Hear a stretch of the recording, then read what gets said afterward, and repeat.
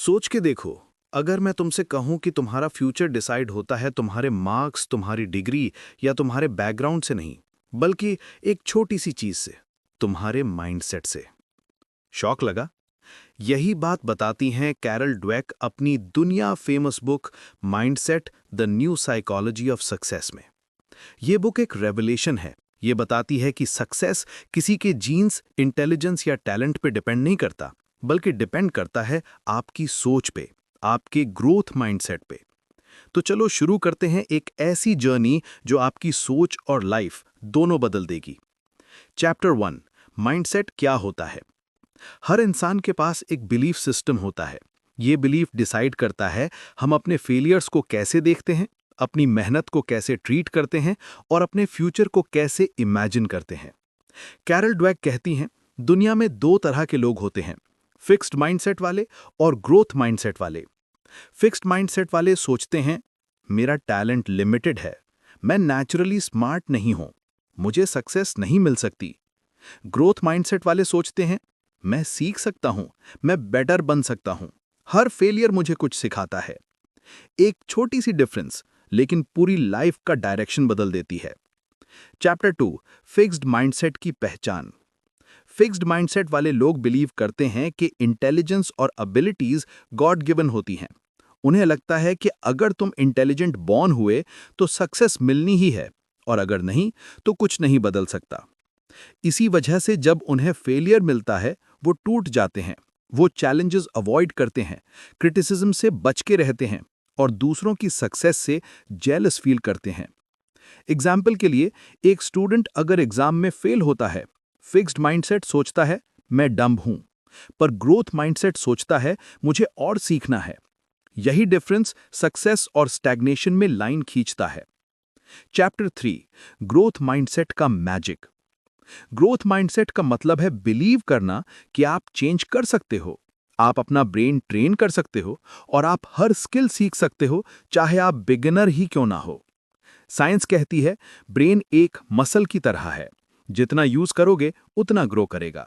मतलब अगर आप रेगुलरली अपने कंफर्ट जोन के बाहर जाते हो, नए चैलेंजेस एक्सेप्ट करते हो, तो आपका ब्रेन लिटरली स्ट्रांग होता है, न्यूरल कनेक्शंस डेवलप होते हैं और आप स्मार्टर बन जाते हो। Chapter 4, effort versus talent. Society ने हमेशा टैलेंट को ओवर वैल्यू किया है। वो नेचुरली गिफ्टेड है, उसके पास गॉड गिवन टैलेंट है। लेकिन ड्वेक कहती हैं, टैलेंट एक स्टार्टिंग पॉइंट है, एंड पॉइंट नहीं। एफर्ट ही वो चीज है जो एक एवरेज इंसान को लेजेंड बनाता है। एग्जाम्पल लो माइकल जॉर्डन को। स्कूल बास्केटबॉल टीम से निकाल दिया गया था, पर उसने कभी स्टॉप नहीं किया। उसने प्रैक्टिस की, मेहनत की और एक दिन दुनिया का ग्रेटेस्ट प्लेयर बन गया। टैलेंट कम था, लेकिन ग्रोथ माइंडसेट उसके पास था। Chapter 5, learning from failure. Fixed mindset के लोग फेलियर से डरते हैं। उन्हें लगता है फेल होने का मतलब है मैं लूजर हूं। पर ग्रोथ माइंडसेट के लोग फेल होने से डरते नहीं। वो कहते हैं मैं फेल हुआ हूं, लेकिन सीखा मैंने बहुत। टॉमस एडिसन ने 1000 बार एक्सपेरिमेंट किया बल्ब बनाने के लिए। उन्होंने कहा मैं फेल नहीं हुआ, मैंने 1000 तरीके ढूंढे जो काम नहीं करते। हर फेलियर एक टीचर है, बस देखने का नजरिया चाहिए। Chapter 6, mindset in school and learning. Carol Dweck ने स्कूल स्टूडेंट्स पर रिसर्च किया। वो स्टूडेंट्स जिनके टीचर्स ने उन्हें अप्रिशिएट किया उनके एफर्ट के लिए, वो ज्यादा ग्रो हुए, और जिन्हें प्रेज मिला उनके इंटेलिजेंस के लिए, वो फेल होने से डरते रहे। मतलब अगर आप किसी बच्चे को कहते हो तुम स्मार्ट हो, तो वो अपने इमेज को प्रोटेक्ट करने लगता है। पर अगर आप कहते हो तुमने मेहनत की और सीखा, तो वो और सीखने लगता है। Praise the process, not the person. ये एक बड़ा माइंडसेट शिफ्ट है। Chapter 7, mindset in relationships. Mindset सिर्फ करियर तक लिमिटेड नहीं है, रिलेशनशिप्स में भी ये काम करता है। फिक्स्ड माइंडसेट लोग सोचते हैं परफेक्ट पार्टनर मिल गया तो सब ठीक होगा, पर ग्रोथ माइंडसेट वाले कहते हैं हम दोनों मिलके परफेक्ट बनेंगे। यही डिफरेंस होता है लॉन्ग टर्म हेल्दी रिलेशनशिप और एक शॉर्ट लिव टॉक्सिक रिलेशनशिप में। ग्रोथ माइंडसेट पार्टनरशिप का मतलब है एक दूसरे से सीखना, समझना और ग्रो करना। Chapter 8, mindset in business and leadership. एक फिक्स्ड माइंडसेट बॉस कहता है एम्प्लॉय को बस आउटपुट देना है, ग्रोथ माइंडसेट लीडर कहता है एम्प्लॉय को डेवलप करना है। फिक्स्ड माइंडसेट एंटरप्रेन्योर कहता है मार्केट खराब है। ग्रोथ माइंडसेट एंटरप्रेन्योर कहता है स्ट्रैटेजी बदलनी चाहिए। स्टीव जॉब्स, एलन मस्क और जेफ बेजोस सब ग्रोथ माइंडसेट वाले लीडर्स थे। उन्होंने हर फेलियर को फीडबैक समझा और इसी थिंकिंग ने उन्हें दुनिया के टॉप क्रिएटर्स बनाया। Chapter 9, changing your mindset. अब सवाल यह है कि अगर तुम्हारा माइंडसेट अभी फिक्स्ड है तो क्या वो बदल सकता है? आंसर है यस। स्टेप 1, अपने थॉट्स ऑब्जर्व करो। जब भी तुम सोचो मैं नहीं कर सकता, उसे रिप्लेस करो अभी नहीं कर सकता। स्टेप 2, एफर्ट पे फोकस करो, रिजल्ट पे नहीं। जब तक प्रोसेस स्ट्रांग है, रिजल्ट ऑटोमेटिकली आएगा। स्टेप 3, हर चैलेंज को एक गेम समझो। हर लेवल टफ होगा, लेकिन हर लेवल के बाद आपका स्किल डबल होगा। स्टेप 4, सीखने के लिए ओपन रहो। क्रिटिसिज्म को अटैक मत समझो, उसे इंप्रूवमेंट का टूल समझो। Chapter 10, power of yet. Book का एक पावरफुल कॉन्सेप्ट है, द पावर ऑफ येट। जब भी तुम सोचो मैं सक्सेसफुल नहीं हूं, बस एक वर्ड ऐड करो, अभी तक नहीं। मैं सक्सेसफुल नहीं हूं, अभी तक नहीं। मैं फ्लुएंट इंग्लिश नहीं बोलता, अभी तक नहीं। मैं रिच नहीं बना, अभी तक नहीं। ये एक छोटा वर्ड आपके सबकॉन्शियस माइंड को एक्टिवेट करता है और वो बिलीव करने लगता है कि ग्रोथ पॉसिबल है। Chapter 11, parenting and mindset. Parents के लिए भी ड्वेक कहती हैं अपने बच्चों को टैलेंटेड बोलने के बजाय हार्ड वर्किंग बोलना चाहिए, क्योंकि जब बच्चा सीख लेता है कि एफर्ट इंपॉर्टेंट है तो वो कभी हार नहीं मानता। एक बच्चे को अगर कहा जाए तुम स्मार्ट हो तो वो फेलियर से बचेगा, पर अगर कहा जाए तुम सीखने वाले हो तो वो हर प्रॉब्लम को चैलेंज समझेगा। Praise the process, not the person. Chapter 12, mindset and health.